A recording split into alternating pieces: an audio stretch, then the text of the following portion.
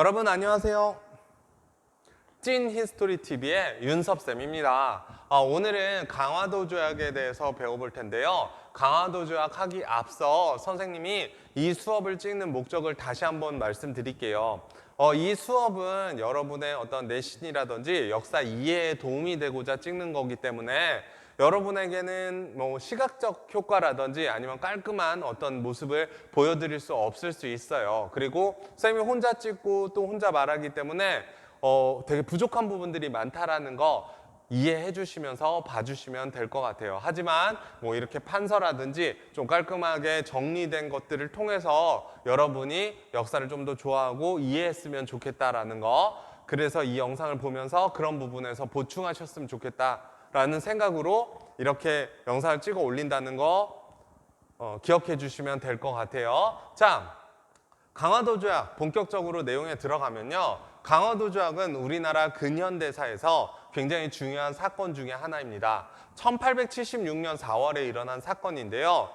먼저 그 배경을 살펴보면요, 1868년에 국외적 배경이 굉장히 중요해요. 국내적 배경도 중요하지만 국외적 배경이 중요한데, 국외적 배경은요, 1868년에 일본이 근대적 개혁에 성공합니다.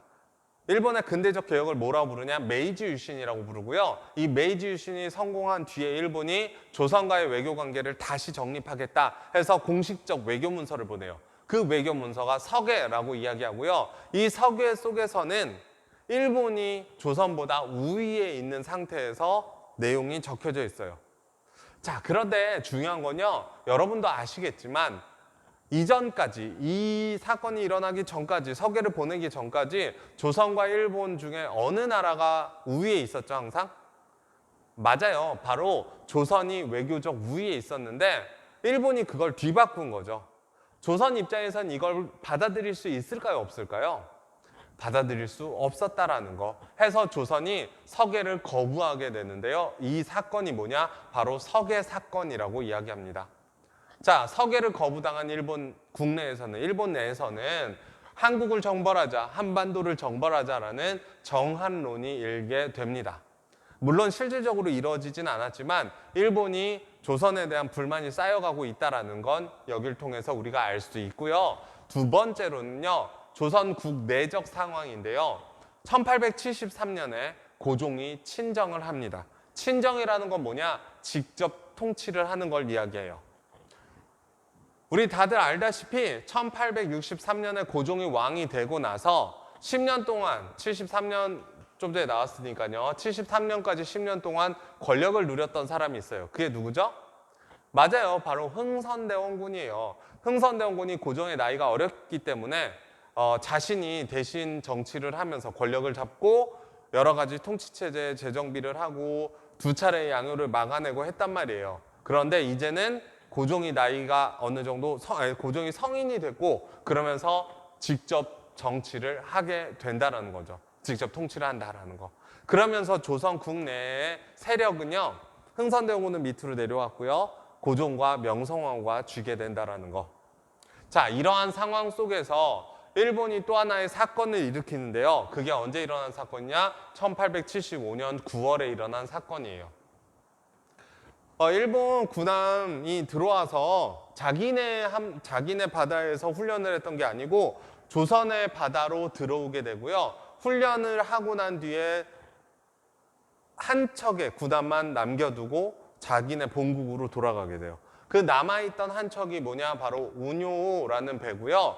이 운요호가 위로 올라오게 됩니다. 쭉 해안을 따라서 위로 올라와서 어디까지 올라오냐? 여기가 지금 강화도인데요. 이 지역까지 이제 올라오게 되는 거죠. 그러면서 군사훈련을 하고 이 지역에서 계속 정박해 있으니까 여기 두 차례 양요를 막아내고 이 함대, 포대를 구축하고, 해안 포대를 구축하고 있었던 이 초지진에서 위협사격을 합니다. 오지 마라 이거죠. 오지 마라. 실질적으로 운요호는 피해조차 없었어요. 그런데 이 운요호가 여기에 대해서 어쭈 먼저 선저 공격했어? 그럼 우리도 공격하겠어 하고 초지진을 가서 박살을 내버려요. 그리고 영종도까지 밑으로 치고 들어가서 민간인들을 살상하고 뭐 물자를 약탈하고 이런 일이 일어납니다. 그 사건을 뭐라고 그러냐? 운용호 사건이라고 이야기를 해요. 일본은요, 이 운용호 사건을 구실로 해서 강화도에 1876년에 함대를 이끌고 오게 되고요. 이 함대에서 계속 포격을 하면서 우리랑 통상을 하자, 개화하자, 개항을 해라 라고 요구를 하게 돼요. 쌤이 좀 전에 누가 친정을 한다 그랬죠? 맞아요. 바로 고종이 친정을 해요. 고종과 명상황후 입장에서는 이게 굉장히 심리적으로 부담이 있었어요. 뭐 정치적으로도 부담이 있죠. 왜냐하면 흥선대원군 같은 경우에는요, 식미양요와 병인양요를 잘 막아냈단 말이에요. 그런데 어찌됐건 뭐 피해는 컸지만 막아냈는데 문제는 고종과 명상황후는 막아내지 못한다라고 보여졌을 때 국내적 상황이 흥선대원군을 다시 올려야 된다, 권력을 잡게 해야 된다, 이런 여론이 형성될 수 있기 때문에 여기에 대한 부담이 굉장히 컸고요. 결국 이 부담을 느낀 고종과 명성황후는 강화도 조약을 맺게 됩니다. 언제 맺게 되냐? 1876년 4월에 맺게 되는 거죠. 이 강화도 조약은 조일 수호 조규라는 게 정식 명칭이고요. 강화도 조약과 번갈아서 쓰기 때문에 그 정도만 알고 계시면 될 것 같아요. 강화도 조약의 내용은 1항부터 시작해서 쭉 살펴보면 좋은데 쌤이 한계가 있다 보니까 여기다가 적어놨어요. 첫 번째, 조선은 자주국이다 라는 내용이 들어가 있는데요. 조선은 자주국이다, 이 뜻은 청과 관계를 끊어놓기 위함이에요.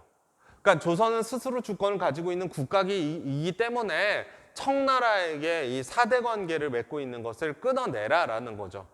그리고 조선을 자기네가 더 침략하기 편하게 만들기 위해서 이게 1조 1항으로 들어가게 됩니다. 이 강화도 조약에. 그리고 두 번째, 치외법권인데요. 치외법권은 요즘 영사재판권이라는 말로도 사용을 해요. 치외법권이 뭐냐? 치외법권이라는 건 자국민이, 그러니까 일본 국민이 조선에 들어와서 범죄를 저질러도 일본국 관원에게 재판을 받는 걸 얘기해요. 그러니까 원래는 우리나라의 법에 의해서 재판을 받아야 되지만 이 치외법권은 불평등한 법이겠죠. 그러니까 치외법권은 일본 법에 의해서 처벌을 받는 걸 이야기하는데 이게 비슷한 말로 영사재판권, 그 영사가 머무는 곳에서 영사가 재판을 한다라는 거죠.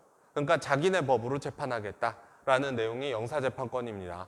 그래서 비슷한 말로 쓰고 가장 불평등한 내용 중에 하나이고요. 개항장을 설정합니다. 원래 부산 항구를 열었었는데요. 부산 이외에 2개 항구, 인천과 원산항을 열게 된다라는 거. 그리고 우리나라 해안을 마음대로 측량할 수 있는 내용이 들어가게 됩니다. 자, 그래서 여기 위에 적어놨다시피 강화도 조약은 우리나라 최초의 근대적이자 불평등 조약이고요. 이것 때문에 역사에서 가장 좋아하는 글자가 뭘까요? 바로 최초라는 글자고요. 이 최초라는 글자가 들어가 있으면서 근대적으로 맺었다, 또한 불평등하게 맺었다, 이래서 시험에 굉장히 많이 나오는 내용이기 때문에 여러분이 기억해 주면 좋을 것 같아요. 자, 강화도 조약에 빠져있는 내용들이 있어요. 뭐냐? 바로 경제적인 부분이고요. 그 경제적인 내용을 채워 넣기 위해서 1876년 6월과 1876년 8월에 각각 부속 조약을 맺게 돼요. 이 부속 조약은 이름을 뭐라고 하냐? 1876년 6월에 맺은 조약은 부속 내용은 조일 무역 규칙이라고 해서 무역에 관한 내용이 들어와요. 그래서 어떤 내용이 들어가느냐? 먼저 쌀과 잡곡 등의 무제한으로 유출이 가능하다. 우리나라에서 일본으로 빼가는 게 가능하다라는 내용이 이 조일 무역 규칙에 들어가 있고요. 두 번째로 무관세 무역을 하겠다. 이 내용이 들어갑니다. 자, 무관세가 또 어떤 부분에서 불평등하냐면요. 관세가 없다. 즉 서로 주고받는데 물건에 관세가 매기는 세금이 없다라는 것은 한쪽에서, 그러니까 우리 입장에서 보면 일본 물건 들어오는데 또 우리 물건 나갔는데 세금 없으니까 좋은 거 아니에요? 라고 할 수 있지만 일본이 이미 근대화됐고 산업화됐기 때문에 우리보다 먼저 일본의 물건이 엄청나게 많이 들어오고 그 물건이 우리를 수입하는 입장에서 우리나라에서 수입하는 입장에선 관세까지 없으면 굉장히 부담스럽다라는 걸 알 수가 있다라는 거죠. 그래서 굉장히 불평등한 내용이 들어갔다라고 할 수 있고요. 1876년 8월에 조일 수호조규 부록, 정식 명칭이 수호조규라고 그랬잖아요. 그러니까 여기에 대한 부록, 여기에 관련돼서는요 어떤 내용이 추가가 됐냐. 첫 번째,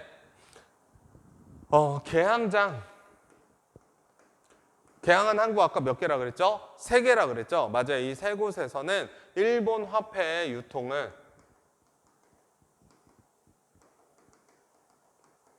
할 수 있다라는 내용이 들어간다라는 거죠. 또 하나, 개항장과 더불어서 일본인이 머무는 거류지, 이 2곳에서는 일본 화폐의 유통을 허용한다 라는 내용이 들어간다라는 거. 그래서 부속 조약 이렇게 있었고요. 이게 나중에 좀 바뀌어요. 이 조일 무역 규칙에서 좀 내용이 바뀌는데요. 왜 바뀌느냐? 아무래도 무관세가 제일 일본은 입장에서도 뭐 불만을 가질 수 있다, 조선이. 그리고 조선이 그 이후로 청나라라든지 내지는 미국이라든지 이런 다른 나라들과 조약을 맺으면서 관세를 부과한다는 내용은 집어넣었거든요. 그래서 일본도 이걸 바꾸게 됩니다. 1883년에요. 조일 통상 장정이라는 것을 맺게 되고요. 이 조일 통상 장정에서는요, 관세를 부과한다 라는 내용이 들어갑니다. 대신 일본은 뭘 또 취하냐? 최혜국 대우를 받는다 라는 내용이 들어가요. 최혜국 대우라는 건 뭐냐면 최고로 혜택받는 국가라는 뜻인데요. 예를 들어 일본이 맨 처음에 관세를 10분의 1로 하기로 했어요. 그런데 1870 만약에 83년에 관세를 10분의 1로 한다라고 했을 때 미국이 그 다음에 84년에 예를 들어서 뭐 100분의 1로 줄인 100분의 1은 너무 차이가 나죠. 20분의 1로 줄인 거예요. 그런 경우 최혜국 대우에 의해서 일본도 20분의 1로 줄이는 거죠. 그러니까 최고로 혜택받는 게 동등해야 된다. 우리는 최고로 혜택받는 국가다라는 내용이 들어간다라는 거죠. 그래서 조일 통상 장정에서는 관세가 부과됐지만 최혜국 대우가 들어오면서 더 큰 문제가 된다라는 거. 그리고 추가적으로 하나만 더 기억하시면요. 여기에 반공령에 관련된 규정이 포함됩니다. 근데 이 부분은요. 나중에 동학농민운동에 대한 얘기를 할 때 포함시킬 거기 때문에 나중에 다시 확인하시면 될 것 같아요. 자, 오늘 수업은 어땠나요? 오늘 수업 이렇게 잘 들어주신 여러분 너무나 감사드리고요. 다음 시간에 만나면 될 것 같습니다. 감사합니다.